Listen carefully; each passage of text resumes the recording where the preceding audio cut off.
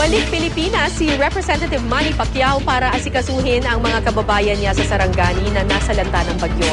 Nasa bansa na rin ang American Idol Season 7 winner na si David Cook. May news to go si Isay Reyes. Sakay ng Philippine Airlines Flight PR-103, sabay na dumating sa bansa sila Sarangani Representative Manny Pacquiao at si American Idol winner David Cook. Kasama ni Congressman Pacquiao ang kanyang may bahay na si Jinky Pacquiao nang dumating sa bansa.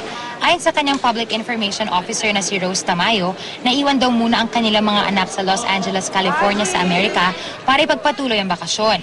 Nauna raw na umuwi ang mag-asawa para sa anibersaryo ng Malungon Town, isang munisipalidad sa Sarangani, at para rin asikasuhin ng mga naiwan niyang nasalanta ng nakaraang bagyo.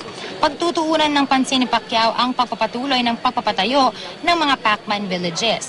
Maaalala natin na nanggaling din ang buong pamilya Pacquiao at ilang miyembro ng Team Pacquiao sa Holy Land.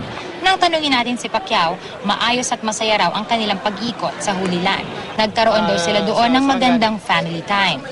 Okay naman yung bakasyon namin ng mga anak ng pamilya.